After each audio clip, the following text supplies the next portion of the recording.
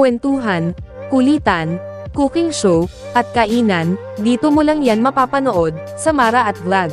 Sina Ken, Marjon, at si Coco Martin, ang palaging nagbibigay saya sa ating mga manunood.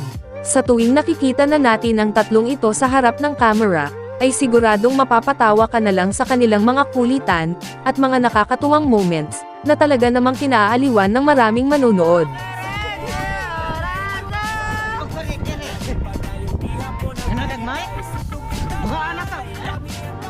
Ba? Kasama na, doa-doa na hinuog ka na. Poplat, buwag juga. Yun, hey.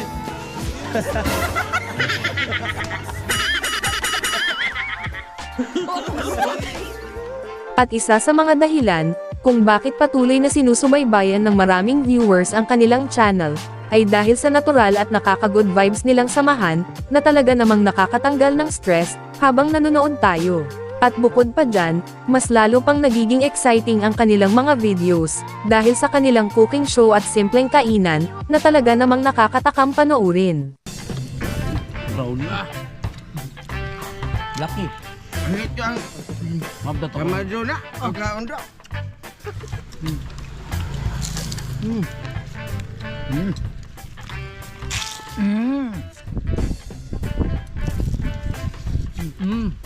So yun mga idol, ginawa nga pala ng Mara at Vlog ang kanilang YouTube channel, noong June 13, 2019. May total video views na ito sa ngayon na umabot na, sa 68,564,475. At may subscribers na umabot na, sa 125,000 subscribers, sa kasalukuyan. Kaya naman sa video na ito mga idol, ay ating pag-uusapan at aalamin, kung magkano na nga ba, ang estimated sahod ng Mara at Vlog sa YouTube, ngayong 2026. At gamit ang public data na mula sa Social Blade, ay ating malalaman o makikita, ang estimated sahod ng Mara at Vlog sa YouTube, ngayong 2026. At sa mga hindi pa nakakaalam, ang Social Blade nga pala, ay isang public website, na kung saan kahit sino, ay pwedeng tumingin sa analytics, at estimated earnings, ng isang YouTuber, or influencer. At narito, ang YouTube Analytics ng Mara at Vlog, na mula sa public data, ng Social Blade. Dito sa kanilang subscribers, ay nasa 125,000 na. Video uploads naman, ay nasa 800 na. Total video views naman, ay nasa 69 million na. At ginawa ng Mara at Vlog ang kanilang YouTube channel, noong June 13, 2019. At dito naman sa baba mga idol, ang total grade nila, ay nasa letter C positive. Social Blade rank, ay pang 414,856. Subscriber rank, ay pang 2,211. Video views rank naman, ay pang 404,405. Philippines rank bilang YouTuber, ay pang 984. At dito naman sa people rank, ay pang 1,765. So yun mga idol, dito naman tayo, sa subscribers ng Mara at Vlog noong last 30 days, ay merong pumasok na 1,000 subscribers. At dito naman, sa video views ng Mara at Vlog noong last 30 days, ay merong pumasok na 1,500,000 views. So yun mga idol, dito naman tayo, sa daily channel metrics ng Mara at Vlog, noong last 30 days. Makikita natin dito, ang pumasok na subscribers, pumasok na video views, at ang kanilang YouTube estimated earnings, sa bawat araw. Pero mga idol, ang titingnan natin dito, ay ang daily average, at weekly average. At disclaimer lang mga idol, ang impormasyon na inyong nakikita, ay isang estimated earnings lamang. Dahil ang website na ito, ay nagbabase lamang sa views, ng bawat video. So yun mga idol, simulan natin dito, sa daily average. Dito sa subscribers ng Mara at Vlog sa loob ng isang araw, ay merong pumasok na 33 subscribers. At sa video views naman ng Mara at Vlog sa loob ng isang araw, ay merong pumasok na 48,652 views. At dito naman, sa estimated earnings ng Mara at Vlog sa loob ng isang araw, simula dito sa lowest, ay merong pumasok na $49 hanggang sa highest na umabot ng $97.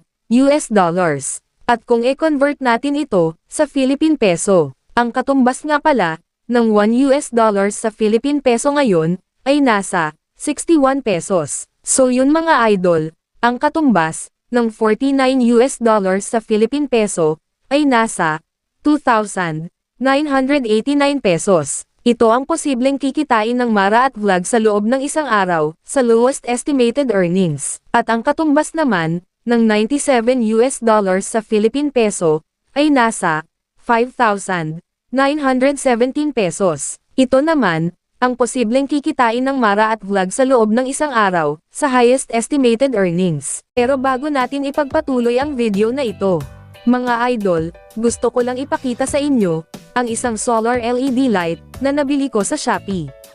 Sobrang sulit niya gamitin, sobrang legit, at napaka-quality niya. Ito yung ginamit namin na pang-ilaw noong mga nakaraang araw, kasi nag-brown out sa lugar namin, dahil sa bagyo. At hindi lang ilaw ang benefits nito, kasi pwede mo rin itong gamitin pang charge ng cellphone.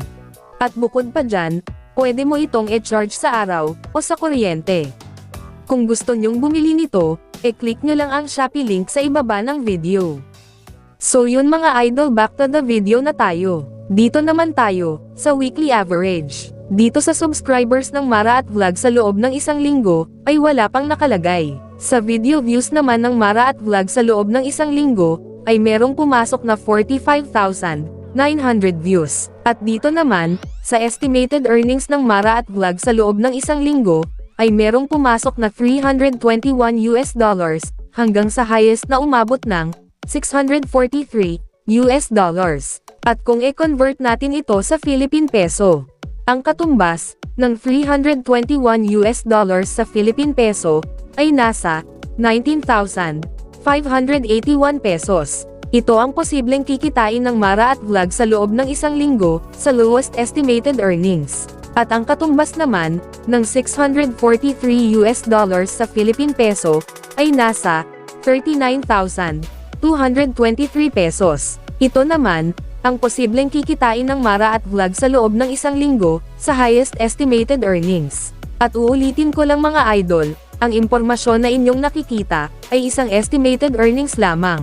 At kung nagustuhan mo ang video na ito, ay please naman po mga idol, paki-click naman ng like bilang suporta sa video na ito. Maraming salamat po mga idol. So yun mga idol, dito naman tayo sa monthly estimated earnings. Simulan natin dito sa lowest, na merong pumasok na 1,500 US dollars, hanggang sa highest na umabot ng 2,900 US dollars. At kung i-convert natin ito sa Philippine peso, ang katumbas ng 1,500 US dollars sa Philippine peso ay nasa 91,500 pesos. Ito ang posibleng kikitain ng Mara at Vlog sa loob ng isang buwan, sa lowest estimated earnings. At ang katumbas naman ng 2,900 US dollars sa Philippine peso ay nasa 176,900 pesos. Ito naman ang posibleng kikitain ng Mara at Vlog sa loob ng isang buwan, sa highest estimated earnings. Ngunit sinasabi ko na sa inyo mga idol, ang impormasyon na inyong napapanood ay isang estimated earnings lamang. At kung napapaisip kayo kung saan nanggaling ang lowest estimated earnings at highest estimated earnings, nagmula po yan sa RPM, o revenue per 1,000 views, na 1 US dollars at 2 US dollars. So yun mga idol, hanggang dito na lang ang video na ito. Maraming salamat po mga idol sa panonood.